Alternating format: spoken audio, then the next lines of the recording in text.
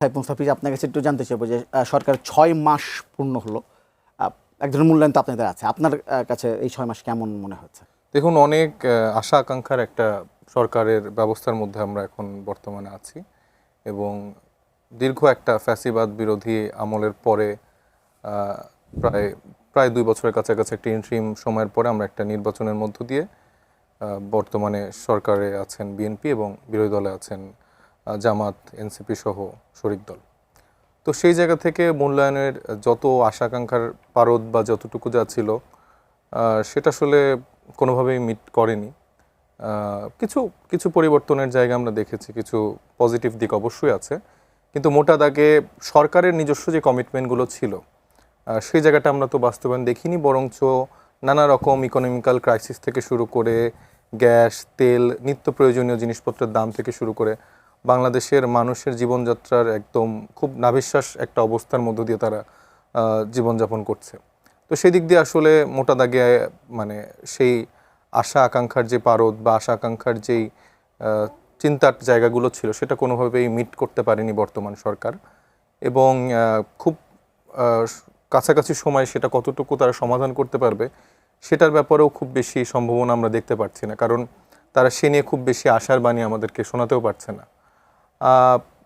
আমাদের যারা সরকার দলীয় বন্ধুরা আছে বা যারা আছেন তারা নানা রকম ব্যাখ্যা দেওয়ার চেষ্টা করছেন যে আসলে তো এটা বৈশ্বিক একটা সংকট, যুদ্ধ পরিস্থিতি, বা যে জায়গায় গ্যাস উত্তোলন আমাদের হতো সেখানে একটা সংকট তৈরি হয়েছে।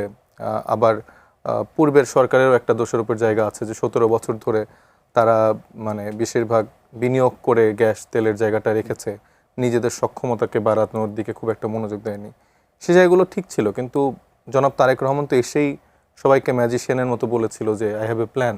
তার মানে ১৭ বছরের প্লাস এই ইন্ট্রিম গভর্নমেন্টের সব কিছু মিলে তার একটা স্টাডি ছিল, বা সে হয়তো এটা তো একটা সাসপেন্স ক্রিয়েট করে রেখেছিল যে আমার পরিকল্পনা আছে যে এই জিনিসগুলো কীভাবে আমি সমাধান করব।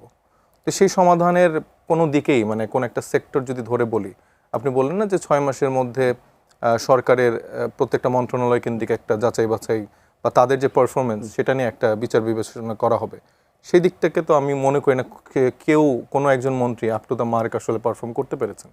তাদের সবারই অভিযোগ যে এই যে ১৭ বছর ধরে যে এটা হয়েছে এই জন্য আমাদের আরও ১৬ বছর দেন, ও ১৭ বছরের পরে হয়তো বা আমি আপনাকে পারফর্ম করে দেখা দেবো। মানে কথাবার্তার টোনটা এরকম যে স্বাভাবিকভাবে এই সমস্যাগুলো এখন সমাধান হচ্ছে না। ভাই, আমার যখন বাসার মা বোনেরা রাত্রেবেলা মানে সারাদিন গ্যাস না পাওয়াতে মাঝরাতে রান্না করে রাখতে হচ্ছে, মানে মানুষের পেটে খাবার জুটছে না, যে সিএনজি পাম্পে যারা সিএনজি ড্রাইভাররা আছেন, যারা সাধারণ গাড়ি ব্যবহার করেন, তারা যখন গ্যাস পাচ্ছে না, সেই মানুষগুলো তো আপনাদের এই এত দীর্ঘ পরিকল্পনা কথা শুনতে পারবে না। আপনার স্বাভাবিকভাবে এখন সংকট নিরাময় করার জন্য আপনি কি ব্যবস্থা নিচ্ছেন সেই জায়গাগুলো জনগণের কাছে আপনি পৌঁছান।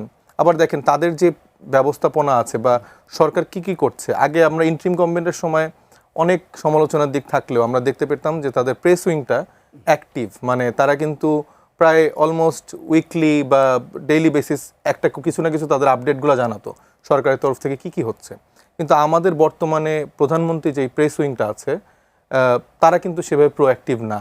দেখা যাচ্ছে মাসে হয়তো বা একটা প্রেস কনফারেন্স করছে বা আরও লম্বা সময় পরে করছে। তো বাংলাদেশের জনগণের মানুষ তো আসলে জানতে চায়, ঠিক আছে সমস্যা আসবে, সেটা সংকট নিরসনের জন্য সরকারের পক্ষ থেকে আপনারা কি পলিসি নিচ্ছেন, বা আমার এই যে এখন যেই সমস্যাগুলো দেখছি, আমার ১৪-১৫ ঘন্টায় ঢাকার বাইরে যখন কারেন্ট থাকছে না, সেখানে একটা মা তার সন্তানকে নিয়ে যখন রাত্রেবেলা ঘুমাতে পারছে না বা পড়ালেখা করতে পারছে না বাচ্চা কাচ্চারা, বা গরমে একদম যারা অসুস্থ রোগীরা আছে, বৃদ্ধ বয়স্ক বাবা মা আছে, তাদের জীবনযাপন একদম দুর্বিষহ হয়ে যাচ্ছে, সেটা তো আসলে কিভাবে আমরা মিটিগেট করব। তো সব মিলিয়ে ৬ মাসের বিবেচনায় বাংলাদেশের বর্তমানে যে সরকার আছে তারা বলা যায় যে মোটামুটি ব্যর্থ। কিছু পজিটিভ দিক অবশ্যই। ১০০-তে কত মার্কস দেবেন?